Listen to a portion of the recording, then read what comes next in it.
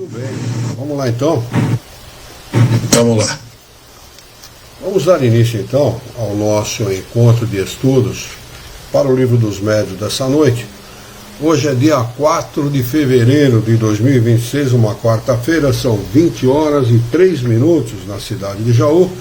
Nós estamos transmitindo esse nosso encontro de estudos em nome e em homenagem à Associação Jauense de Estudos Espíritas e estamos localizados na cidade de Jaú, estado de São Paulo, Brasil. Nós vamos estudar do referido livro o capítulo 19, Papel do Médium nas Comunicações. Vai estudar como subtítulo Influência do Espírito do Médium, Sistema dos Médiuns Inertes, Aptidão de certos médiuns para línguas, música, desenho, etc. E dissertação de um espírito sobre o papel dos médiuns. Nós começamos este capítulo a semana passada, infelizmente o vídeo não foi para o ar, porque eu tive problemas gravíssimos aqui, de técnicos aqui, tive que reinstalar meu aplicativo de transmissão e hoje me parece que está bastante estável.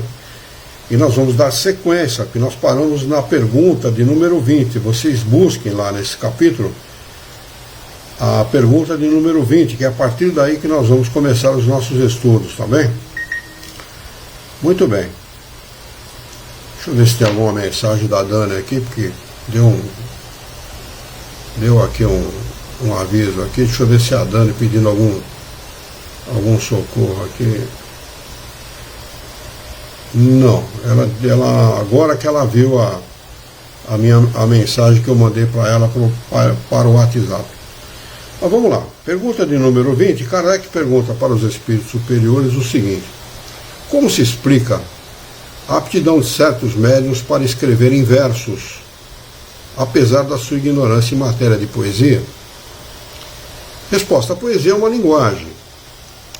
Eles podem escrever em versos, como podem fazê-lo numa língua que desconhecem.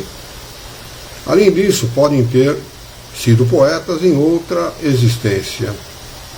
Como já disse, os conhecimentos adquiridos nunca se perdem para o espírito, que deve atingir a perfeição em todas as coisas. Quer dizer, a encarnação e a reencarnação, ela, na realidade, nós estamos aqui para acumular conhecimento. Nós vimos aqui, realizamos experiências de toda ordem, consideradas boas ou más, né? Dessas experiências nós extraímos conhecimento, acumulamos conhecimento e progredimos.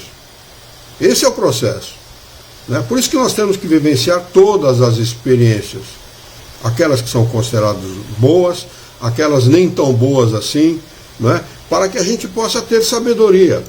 Sabedoria é a aplicação justa de um conhecimento, não é? E nós precisamos disso, precisamos de ter conhecimento a respeito das mais diversas coisas. É necessário o sujeito matar, roubar, enganar, corromper? Não, não é, claro que não é necessário, não é? Porque ele pode auferir desse comportamento aquilo que ele não deve fazer, não é? Mas se ele vivenciar esse tipo de experiência, vai marcá-lo de tal forma que ele não vai vivenciar essa experiência duas vezes. Porque nós temos uma coisa chamada consciência. A consciência é o aguilhão do espírito, é o estímulo do espírito para o seu progresso, não é? Então, nada se perde para o espírito em função disso, do acúmulo de conhecimento, não é?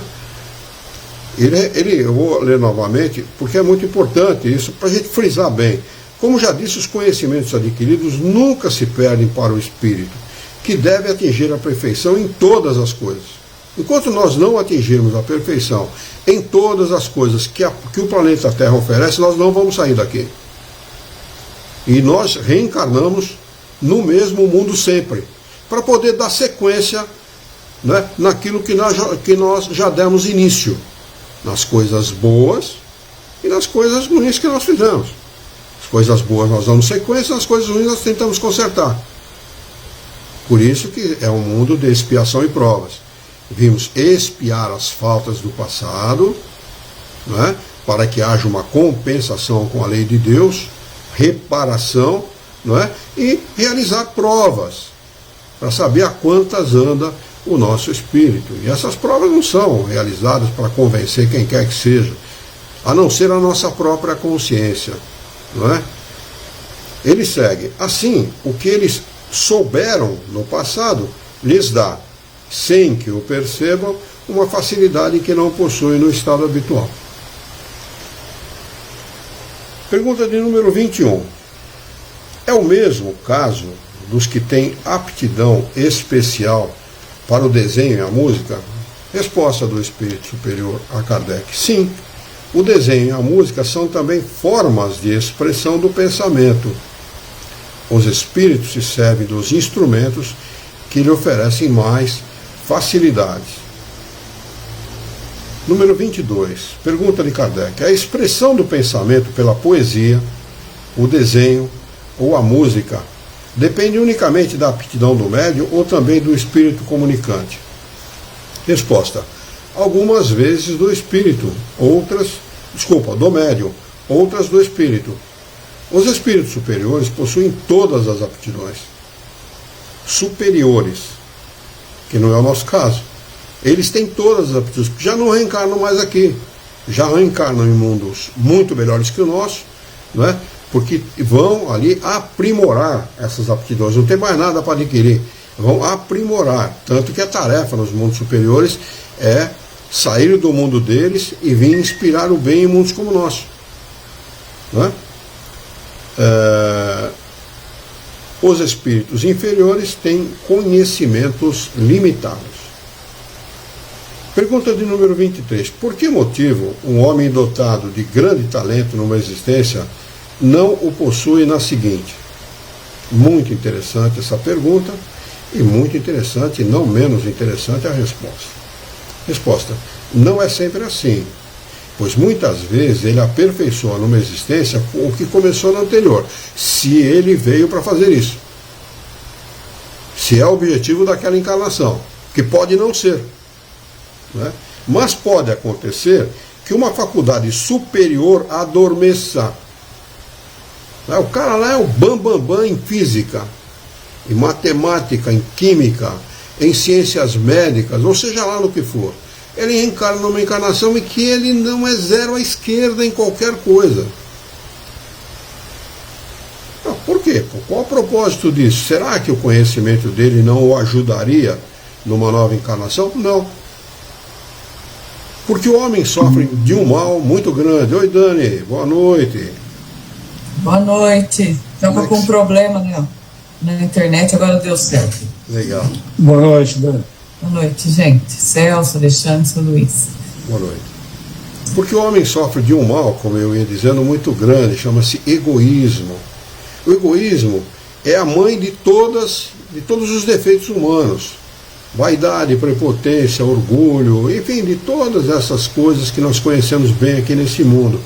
Então ele precisa deixar de lado um pouco aquilo que ele foi, o doutor que ele foi em outra encarnação, para poder adquirir o quê?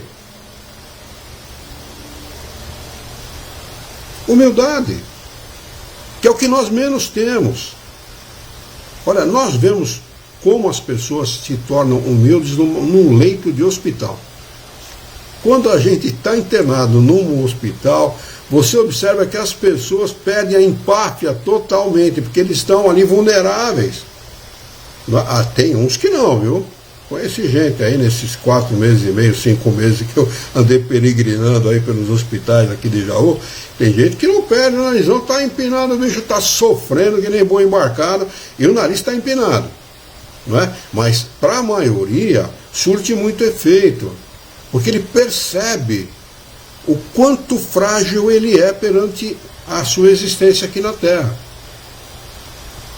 Então ele começa a agir, a raciocinar, a pensar de forma diferente, de forma diversa. Esse é o propósito dessas encarnações, de que o cara deixa o título de doutor, que lhe trouxe muitos inconvenientes em outra encarnação, deixa de lado para reencarnar como, sei lá, uma atividade sem expressividade nenhuma, que é para adquirir a humildade que ele não tem e não teria, não fosse essa situação. Bom, as leis de Deus são sábias, não é?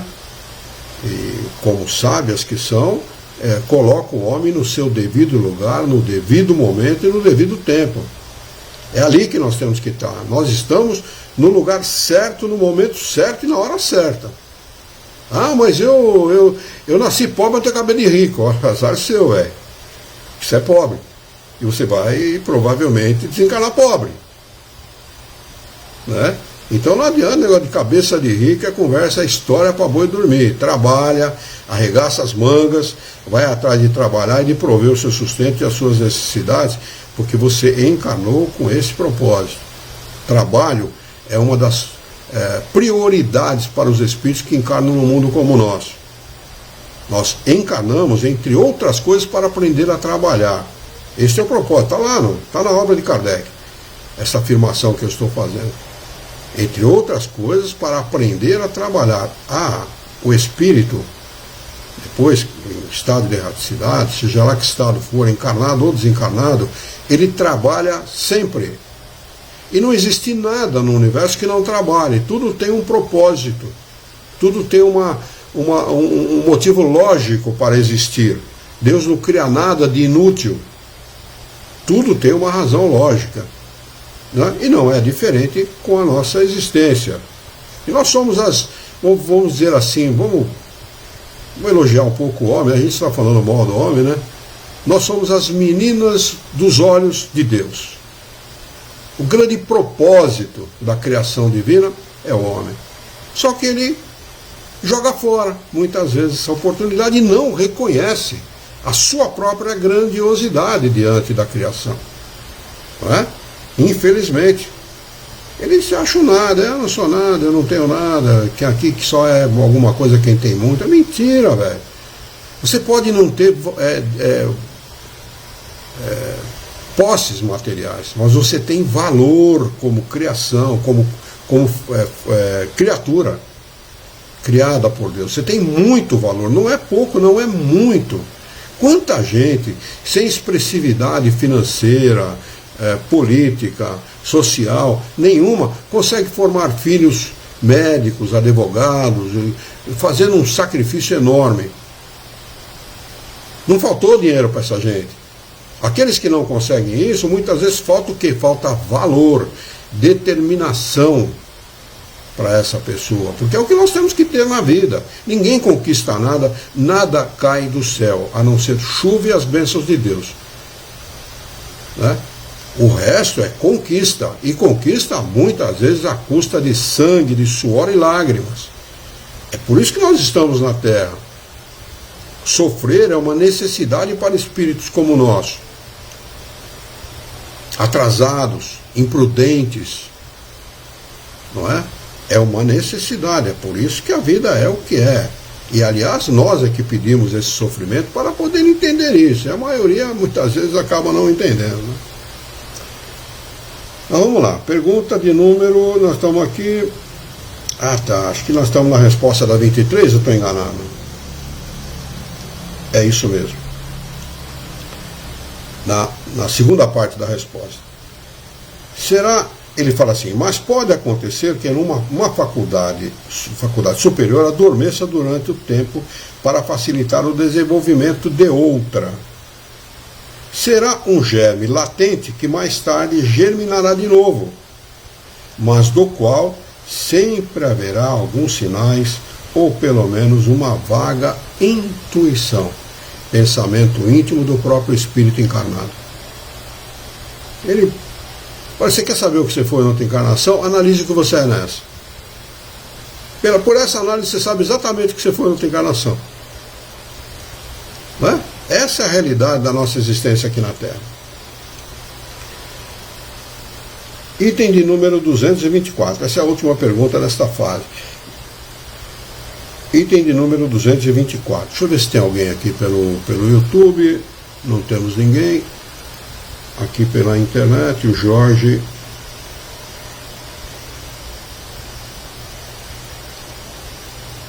Ele diz aqui, ele fez uma afirmação aqui. É expiação, vim portador de certos conhecimentos de outra encarnação. É assim, Jorge. A maioria de nós não está aqui pela primeira vez e estamos aqui às voltas com as burrices que fizemos em outras encarnações, né? Ele, nesse item de número 224, ele diz o seguinte: o espírito comunicante compreende todas as línguas, sem dúvida, pois as línguas são formas de expressão do pensamento, e o espírito compreende pelo pensamento. Mas, para transmitir esse pensamento, necessita do instrumento, ou seja, do médium.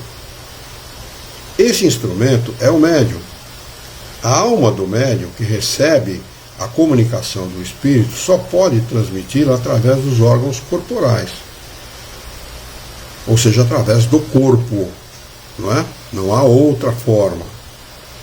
Como a gente já disse no nosso encontro de estudos da semana passada, a comunicação por instrumentos, ela é uma falácia, é uma enganação, né? Não existe a transcomunicação instrumental. Isso é uma falácia. Somente existe mensagens de espíritos, manifestações de espíritos através de um médium, de um encarnado. E desencarnado também não tem mediunidade, porque não há sentido em desencarnado ter mediunidade. Mas para transmitir esse pensamento necessita do instrumento. Esse instrumento é o médium. A alma do médium, que recebe a comunicação do espírito, só pode transmiti-la através dos órgãos corporais. Ora, esses órgãos não podem ter, para a transmissão de uma língua desconhecida, a flexibilidade que possuem para a língua familiar. Um médium que só saiba falar o francês poderá acidentalmente dar uma resposta em inglês, se o espírito o quiser. Mas os espíritos que acham a linguagem humana por si só muito lenta em relação à rapidez do pensamento, pois procuram abreviá-la o quanto podem. Por isso que toda vez que você encontrar mensagens de espíritos muito extensas, com muitas palavras, muito rebuscada, desconfia. Liga o desconfiômetro, porque ali tem malandro por trás daquilo. Os espíritos realmente superiores, eles abreviam as respostas de tal forma, é sucinta de tal maneira, que explique muita coisa em poucas palavras.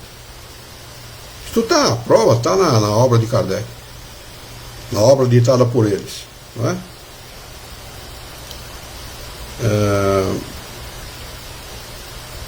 Impacientam-se com a resistência mecânica da transmissão, e por isso nem sempre o fazem.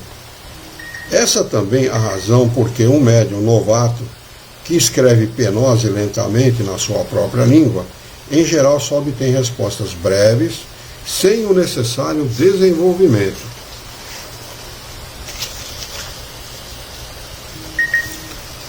Por isso também, os espíritos recomendam que só perguntas simples sejam feitas por seu intermédio. Para as perguntas de maior alcance é necessário um médium desenvolvido, que não oferece nenhuma dificuldade mecânica ao espírito. Não escolheríamos, para ler um texto, um aluno que apenas soletra. Um bom operário não gosta de servir-se de maus instrumentos. Acrescentemos outra consideração de grande importância no tocante às línguas estrangeiras. Os ensaios nesse sentido são sempre feitos por curiosidade, com o objetivo de experimentação.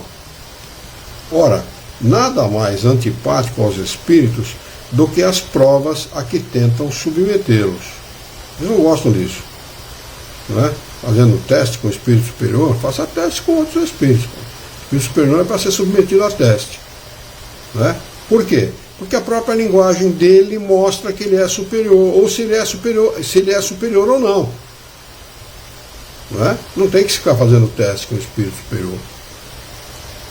Você pode fazer experiências, isso sim, não é? Mas submetê-los a testes, não. Os espíritos superiores nunca se prestam a isso, afastam-se quando se pretende entrar nesse caminho. Tanto gostam dos assuntos sérios e úteis, quanto lhes repugna ocupar-se de futilidades e simples curiosidades.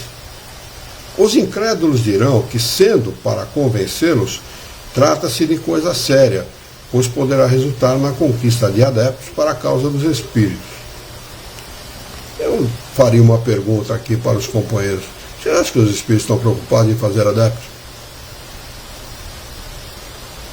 Absolutamente. Nenhuma preocupação da parte deles em fazer prosélitos, em fazer seguidores. Eles querem esclarecer o homem, esclarecer, elevá-lo a um outro patamar de pensamento, para poder desenvolver neles uma coisa chamada vontade. Porque vontade não é um atributo. A vontade se desenvolve através do desenvolvimento da inteligência e do pensamento. Esse é o propósito da doutrina espírita, esclarecer a humanidade. Só fazer um comentário, Luiz. Pois não, Alexandre. Só um parênteses aí.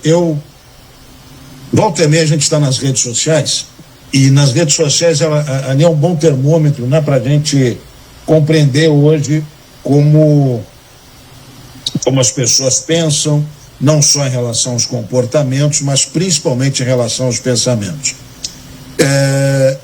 E cada vez que chega a mim algum vídeo, que o algoritmo é muito interessante, quando você busca alguma informação, ele vai te mandando temas associados àquilo, né? Então, quando chega a mim algum vídeo sobre espiritismo, eu percebo o quão imaturas são as pessoas em relação ao tema, né?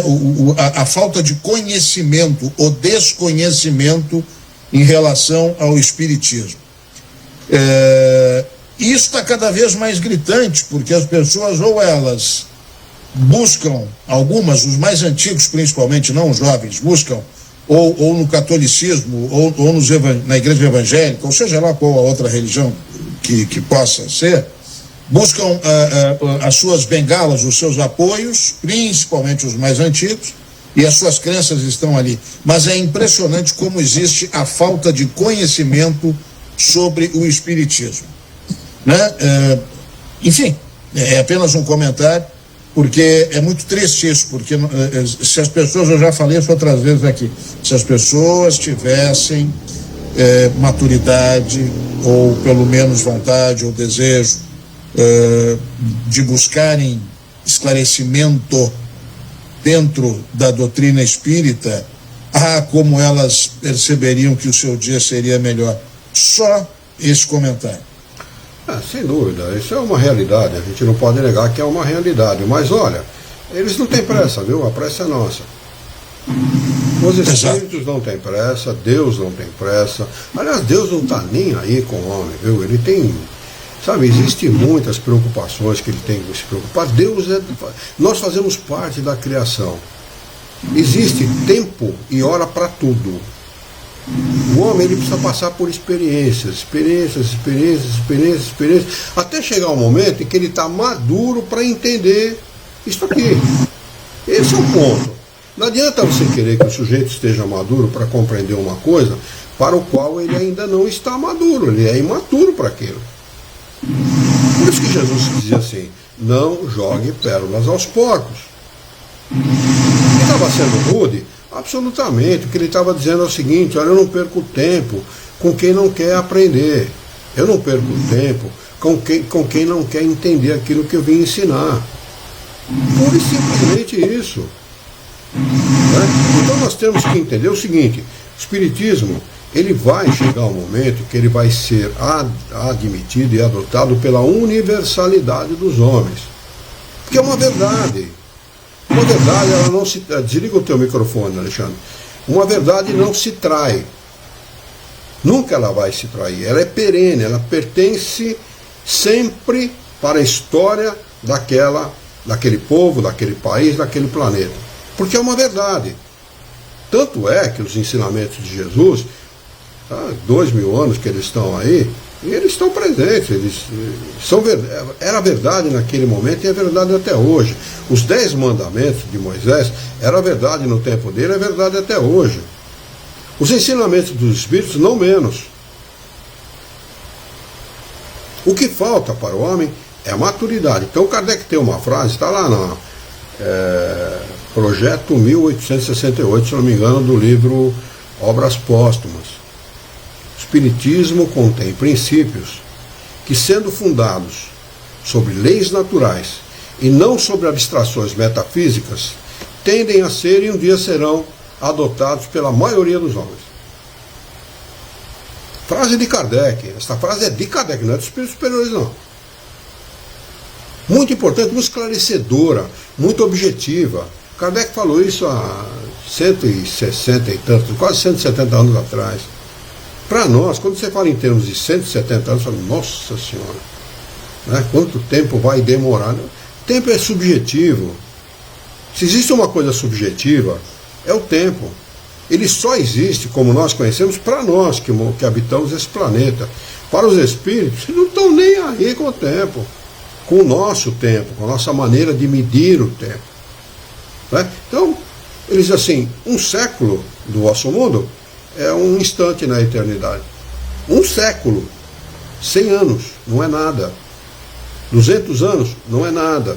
300 anos, não é nada. 500, muito menos. E assim sucessivamente.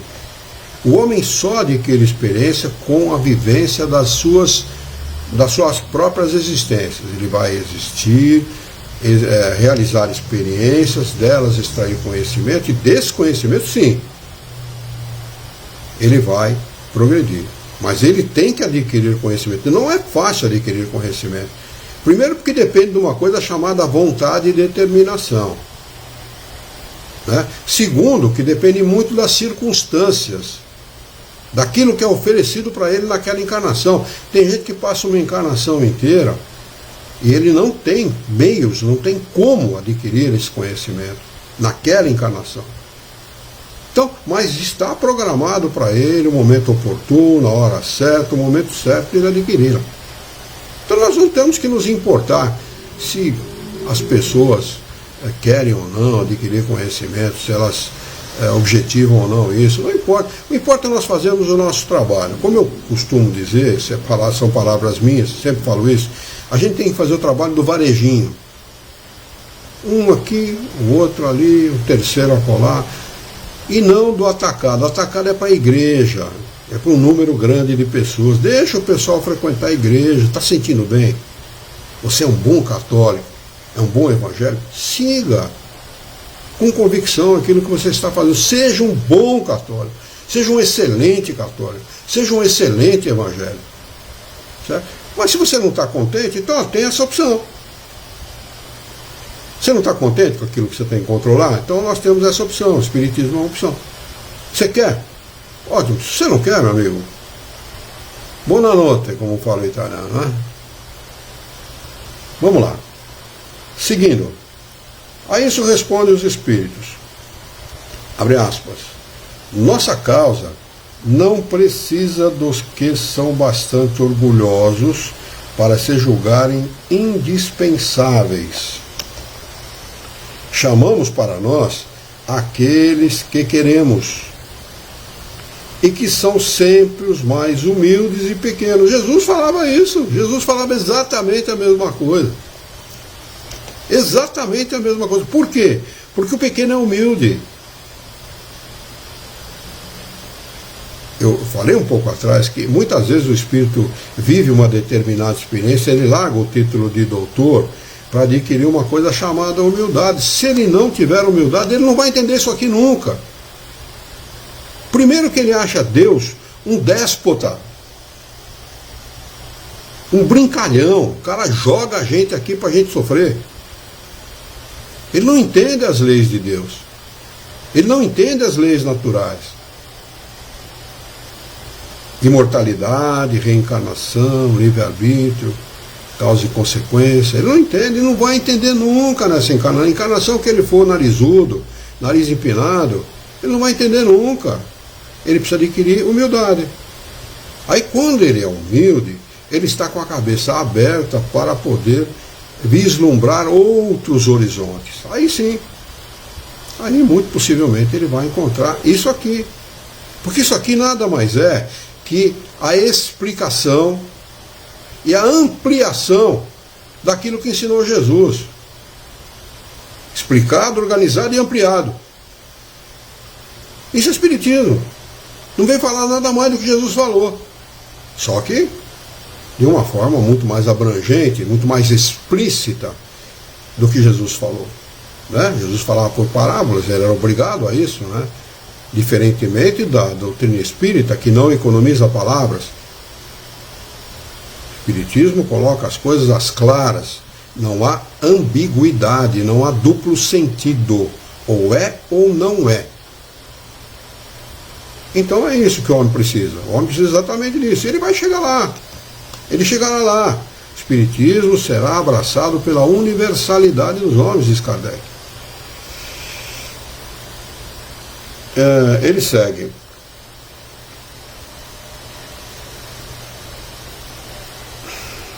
Jesus fez acaso os milagres que os escribas lhe pediam? E de que homem se serviu para revolucionar o mundo? Se quereis convencer-vos, tendes outros meios que não as exigências. Começa por sujeitar-se aos fatos. 2 pontos. Não é normal que o aluno imponha sua vontade ao mestre. Estamos lidando com espíritos superiores. Quando você lida com o espírito mequetrefe, desencarnado mesmo, eu estou falando, inferior, imperfeito, você trata ele de igual para igual. Agora, com o espírito superior é com reverência, com muito respeito. O aluno não se impõe ao mestre, diz Kardec. E aqui tem um rodapé do professor José Herculano Pires que diz o seguinte, uma nota do tradutor. Os incrédulos pensam sempre em termos de proselitismo, de divulgar a qualquer custo, fazer seguidores a qualquer custo. Não é o propósito da doutrina espírita. Que entendam isso aqueles que se dizem espiritistas, porque esse não é o propósito da doutrina. Vai muitos séculos ainda para que ela seja entendida na sua amplitude. Como é que você pode ter uma outra aí que se diz complemento da doutrina espírita, se nem a própria doutrina espírita é compreendida e entendida ainda? O homem não conhece a doutrina espírita, por mais que se estude, é uma ciência que leva muitos e muitos anos para poder estudá-la e compreendê-la. O professor segue. De acordo com os hábitos da vida terrena, os espíritos, entretanto, não se interessam pelo número de adeptos, e sim pela qualidade moral destes. Se o incrédulo não tem condições de maturidade moral, só aceitando a realidade dos fatos segundo os seus caprichos pessoais, por mais inteligente, culto ou importante que seja, de nada valerá a sua adesão para os espíritos. Pois em nada poderá auxiliá-los no alevantamento moral da humanidade. Esse é o propósito. Esse termo que o professor usa, de alevantamento moral, nada mais é que o esclarecimento necessário para que o homem deixe de lado o valor que ele dá para as coisas materiais e passe a valorizar as coisas espirituais. Esclarecimento. Não tem outra forma. A ideia justa que se faça da vida futura confere ao homem uma fé inabalável no porvir. Frase que está lá no Evangelho segundo o Espiritismo. Então, o homem precisa de ter um conhecimento profundo sobre esse assunto. Senão ele não muda a sua forma de agir. Ele não larga a chupeta que ele tem. O dinheiro, ele ilude muito, ele convence muito. Ele realmente leva o homem a uma compreensão das coisas muito equivocada.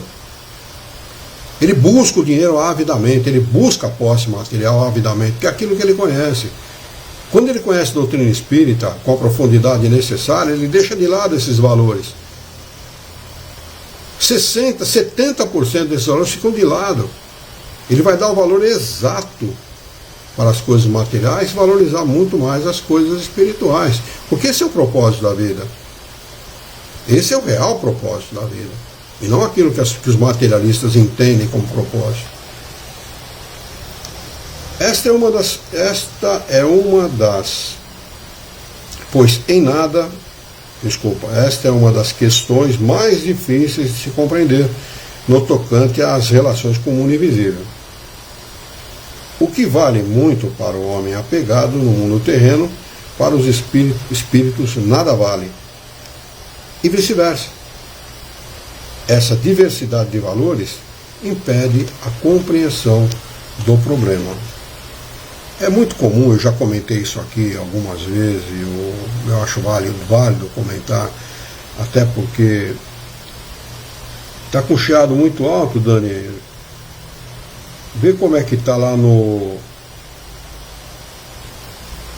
Deixa eu ver aqui como é que está, espera um pouquinho, vou diminuir um pouquinho o som, vê se melhora, Dani. Eu diminui um pouco o som aqui, vê se melhora, por favor, me dá um retorno aí.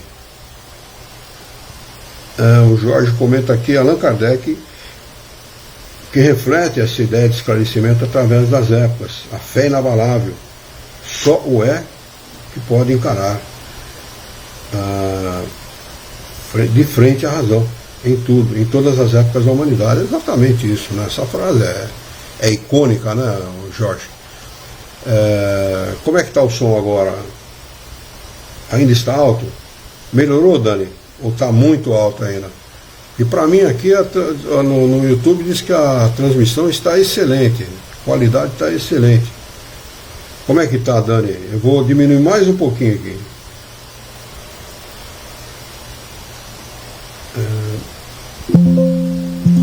Veja agora, Dani, por favor. Deixa eu ver o microfone aqui. Se está muito alto. Pronto, diminuiu um pouquinho também. Dá uma olhada, por favor, Dani. Melhorou? Não melhorou? Ai. Não sei o que fazer, Dani. Espera um pouquinho, por favor. Deixa eu mexer aqui no... Aí. Vê agora, Dani. Deve ter melhorado bastante para você aí. Dá uma olhada, por favor. Vê se melhorou, Dani, por favor. Eu diminuí aqui a potência aqui da minha transmissão. Não? Então não sei o que fazer, Dani. Não tenho o que fazer. Veja no YouTube, por favor. Jorge, como é que está o som para você aí no YouTube? Dá uma luzinha para mim, por favor. Onde é que a Dani está vendo isso? No YouTube. O áudio está alto para ela no YouTube. Ela disse que o áudio está alto no YouTube. Dá uma olhadinha aí para você como é que está.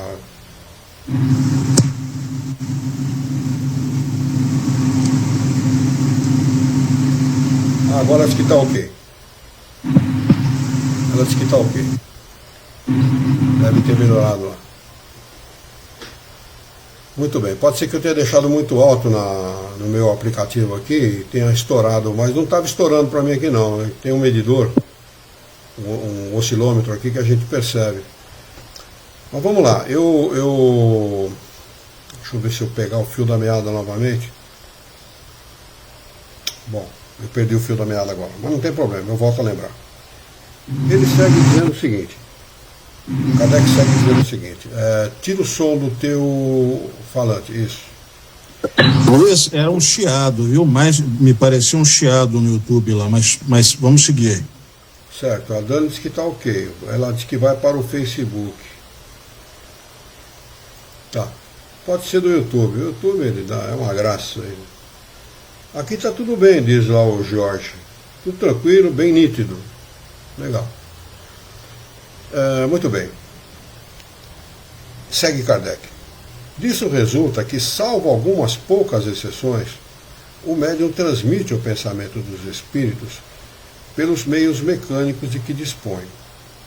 E a expressão desse pensamento pode e deve, o mais frequentemente, ressentir-se da imperfeição desses meios. Pode e deve refletir-se da imperfeição desses meios. Somos espíritos imperfeitos. Você não pode haver médium perfeito. Não pode haver. Não existe médium perfeito. Ah, mas Jesus era um médium perfeito? Jesus não era médium. Como é que um espírito aqui, desencarnado aqui na Terra, podia ter transmitir alguma coisa, porque não chegava nem perto. Nem perto Jesus chegava. Aquele negócio de 40 dias no deserto, isso é tudo balela. Dele ser, atentado 40 dias no deserto, que é coisa de... Quem não tinha que escrever, escreveu aquilo lá. Como é que um espírito imperfeito vai se aproximar de Jesus? Um espírito perfeito. Então Jesus não era médium. Ele recebia o influxo de Deus, isso sim. A inspiração divina, isso sim. Mas não de um espírito. Então Jesus não era médium. E não existe nenhum médium perfeito. Essa é a realidade. É que tira aí da cabeça aqueles que acham que não, que fulano, que ciclano. Não, conversa fiada. Né? Semântica, nada mais. Assim, o homem inculto, o camponês, poderá dizer as mais belas coisas, exprimir os mais elevados pensamentos, os mais filosóficos, falando como camponês. Pois, como se sabe, para os espíritos, o pensamento está acima de tudo. Isso responde às objeções de certos críticos quanto às incorreções de linguagem e de ortografia, que se podem atribuir aos espíritos, e que tanto podem ser deles quanto dos médiuns.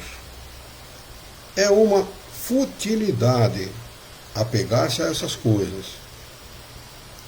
E não é menos pueril querer reproduzir essas incorreções com minuciosa exatidão, como vimos fazerem algumas vezes.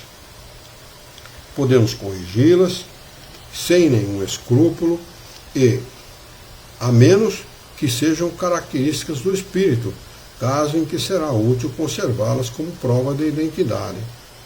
Assim, por exemplo, vemos um espírito escrever constantemente Jules com o S,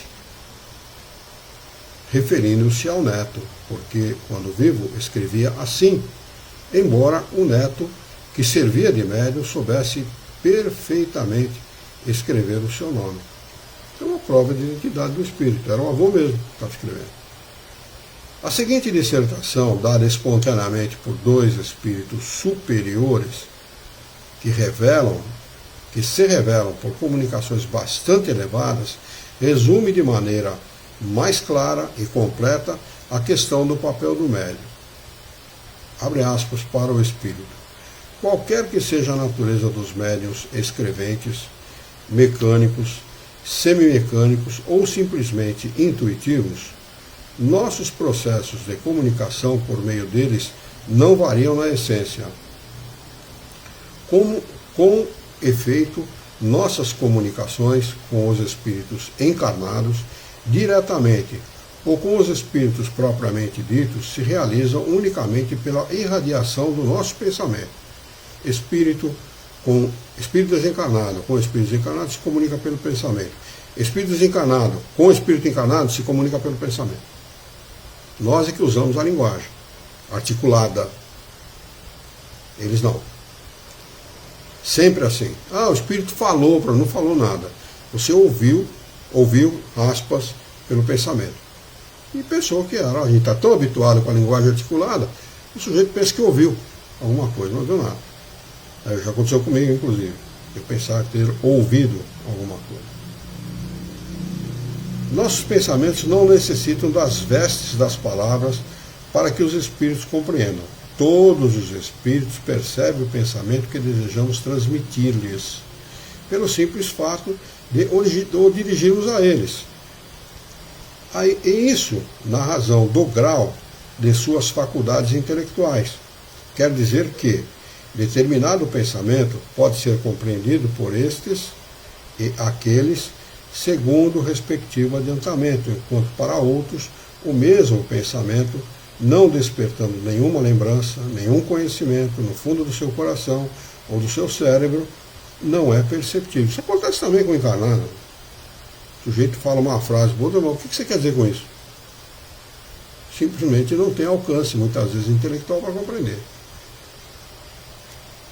Nesse caso, o espírito encarnado, que nos serve de médium, é mais apropriado para transmitir o nosso pensamento a outros encarnados, embora não o compreenda, o que um espírito desencarnado, mas pouco adiantado, não poderia fazer, se fôssemos obrigados à sua mediação. Porque o ser terreno põe o seu corpo como instrumento à nossa disposição, o que o espírito errante não pode fazer. Assim, quando encontramos num médium, o cérebro cheio de conhecimentos adquiridos na sua vida atual, e o seu espírito rico de conhecimentos anteriores, quer dizer, o sujeito um propedeuta, né, um cara que adquiriu muitos conhecimentos aqui nessa encarnação, ou tem adquirido esses conhecimentos na encarnação anterior, em encarnações anteriores, serve da mesma coisa, da mesma forma, embora ele não saiba disso. Né?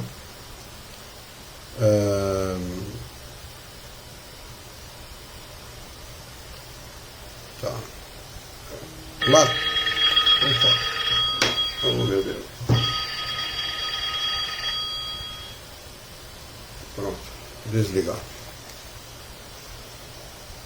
Assim, quando encontramos no médium um cérebro cheio de conhecimentos, já li aqui, tá, conhecimentos anteriores, latentes, próprios a facilitar as nossas comunicações, preferimos servir-nos dele, porque então o fenômeno da comunicação nos será muito mais fácil do que através de um médium de inteligência limitada, e cujos conhecimentos anteriores fossem insuficientes. Vamos nos fazer compreender por meio de algumas explicações claras e precisas. Ele vai continuar a explicação. O que eu só quero lembrar é o seguinte: não é porque o sujeito está dando uma mensagem de um espírito superior que ele também é superior. O médium encarnado, estou falando. Ele pode ter sido aproveitado pelos conhecimentos que ele tem nesta encarnação ou encarnações anteriores, o que não significa que moralmente ele é melhor que o médium que não tem esse esclarecimento. Pelo fato dele ter mais conhecimento do que o outro. Não tem. Ele segue. Como um médium cuja inteligência atual ou anterior esteja desenvolvida, nosso pensamento se comunica instantaneamente, de espírito a espírito, graças a uma faculdade peculiar à essência mesma do espírito. Nesse caso, encontramos no cérebro do médium os elementos apropriados à roupagem de palavras correspondentes a esse pensamento, o que é muito importante. A formação de palavras e, consequentemente, de frases, rapidamente, é muito importante para eles, porque eles expressam o pensamento. O pensamento é muito mais rápido que as próprias palavras. Então, uma pessoa que articulada, uma pessoa que tem a facilidade em articular palavras e formar frases, é muito apropriado para eles, para a mensagem deles. Por isso que eles procuram se utilizar de pessoas muitas vezes com mais conhecimento que as outras. Nesse caso, encontramos no cérebro do médium os elementos apropriados à roupagem de palavras correspondente a esse pensamento. Quer o médium seja intuitivo, semimecânico ou mecânico. É por isso que, apesar de diversos espíritos se comunicarem através do médium, os ditados por eles recebidos trazem sempre o cunho pessoal do médium, quanto à forma e ao estilo. Trazem sempre o cunho pessoal do médium. Ele não disse às vezes, ele disse sempre. Porque, embora o pensamento não seja absolutamente dele, o assunto não se enquadra em suas preocupações habituais. O que desejamos dizer não provém dele de maneira alguma. Ele não deixa de exercer a sua influência na forma, dando-lhe as qualidades e propriedades características da sua individualidade. É precisamente como quando olhamos diversos lugares através de binóculos coloridos, de lentes brancas, verdes ou azuis. E, embora os lugares e objetos vistos pertençam ao mesmo trecho, mas tenham aspectos inteiramente diferentes, aparecem sempre com a coloração dada por essas lentes. Melhor ainda, comparemos os médiuns a esses botijões de vidro com líquidos coloridos e transparentes que se veem nos laboratórios farmacêuticos. Pois bem, nós somos como focos luminosos voltados para certos trechos de paisagens morais, filosóficas, psicológicas, iluminando-as através de médiums azuis, verdes ou vermelhos, de maneira que o nosso raio luminoso toma essas colorações, ou seja, obrigado a atravessar vidros mais ou menos lapidados, mais ou menos transparentes, o que vale dizer médiums mais ou menos apropriados. Esses raios só atingem os objetos que desejamos iluminar, tomando a coloração ou a forma própria de particular desses médiuns. Enfim, para terminar, com mais uma comparação, nós os espíritos somos como compositores de música que, tendo composto ou querendo improvisar uma área, só dispõe de um desses instrumentos: um piano, um violino, uma flauta, um fagote ou um apito comum. Não há dúvida que com o piano, com a flauta ou com o violino, executaremos a área de maneira satisfatória, embora os sons do piano, do fagote ou da flauta sejam essencialmente diferentes entre si. Nossa composição será sempre a mesma nas diversas variações de sons. Mas se dispomos apenas de um apito comum, ou mesmo de um sifão de esguicho, eis-nos em dificuldade. Quando somos obrigados a servir-nos de médiuns pouco adiantados, nosso trabalho se torna mais demorado e penoso, pois temos de recorrer às formas imperfeitas de expressão, o que é para nós embaraço. Somos então forçados a decompor os nossos pensamentos, editar palavra por palavra, letra por letra, o que nos é fatigante e aborrecido, constituindo verdadeiro entrave à presteza e ao bom desenvolvimento de nossas manifestações.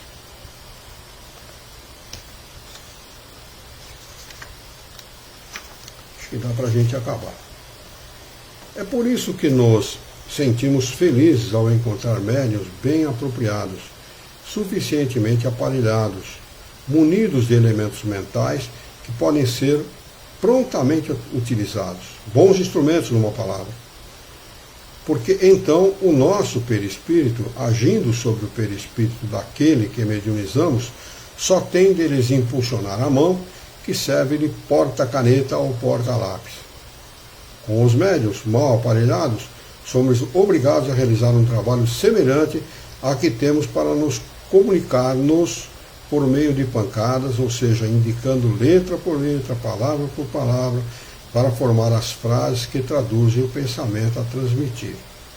Essa a razão de nossa preferência pelas classes esclarecidas. Não significa, repito, moralmente melhores. Absolutamente. Esse negócio de espiritismo elitizado, isso é conversa de quem não conhece a doutrina espírita. O espiritismo não é elitizado coisa nenhuma. É pela facilidade do instrumento, porque o médium não passa de um instrumento que o espírito se serve de gente assim. Vocês não tenham dúvida disso.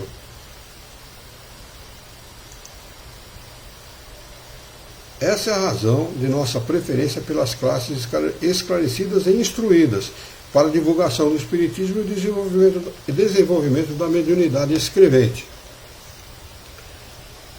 Embora seja nessas classes que se encontram os indivíduos mais incrédulos, nada a ver com moral, mais rebeldes e mais destituídos de moralidade.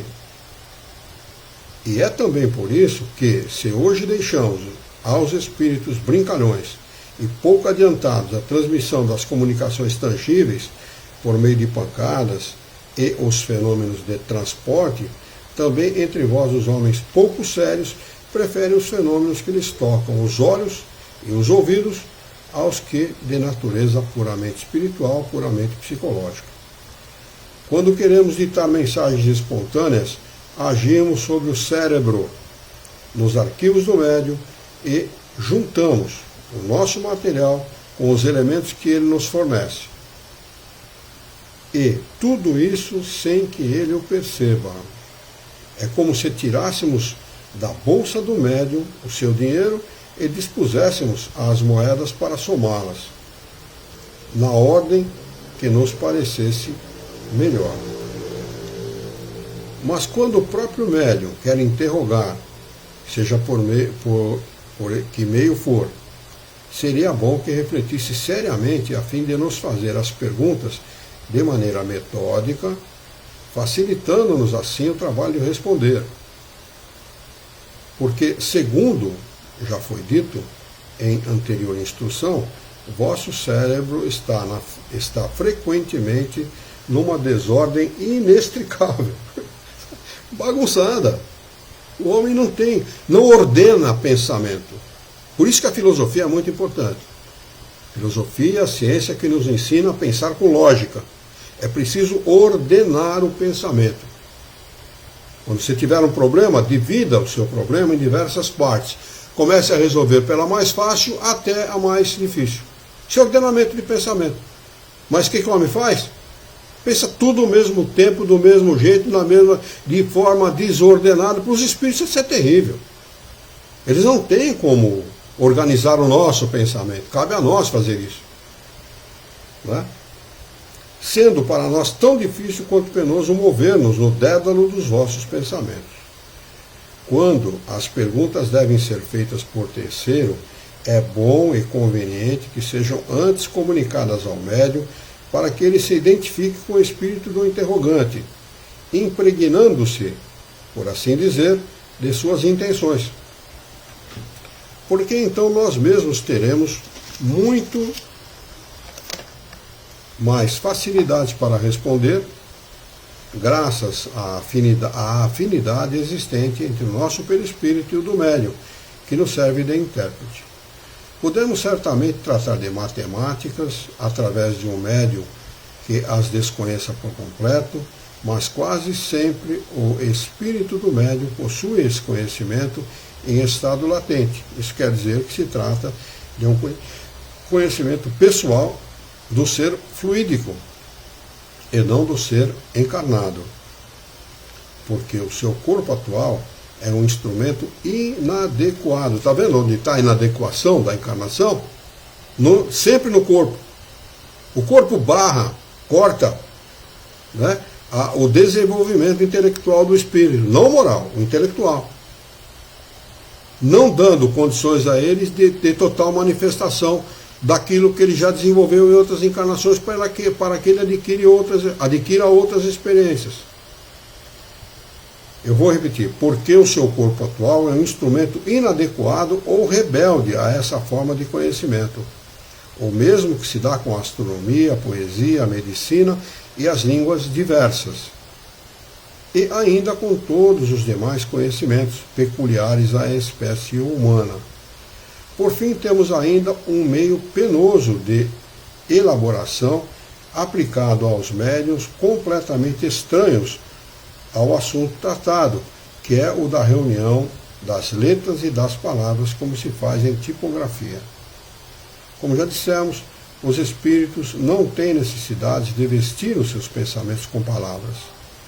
Eles o percebem e os transmitem naturalmente entre si.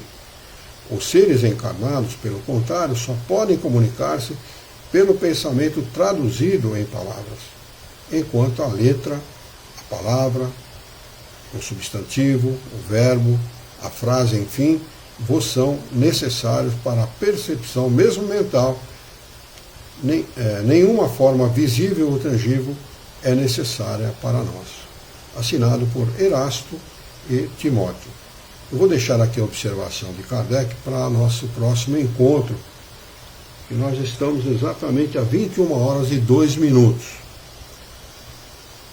desta quarta-feira. Vamos marcar aqui a observação ditada por Kardec para o nosso próximo encontro na quarta-feira da semana que vem, dia 11. Próximo dia 11, quarta-feira. Alguma pergunta?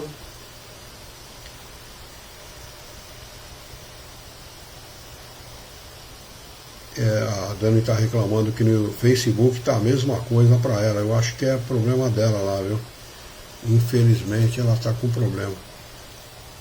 Ela vai ter que assistir aí o vídeo dessa transmissão para poder entender o que foi estudado hoje. Lamentavelmente, viu, Dani? Infelizmente. Muito bem, alguma pergunta? Alguém quer acrescentar alguma coisa àquilo que foi estudado? Tudo ok para mim, tudo certo. Celso? Tudo certo, tudo isso. Muito bem. Vamos então fazer a nossa prece de encerramento? Vamos lá.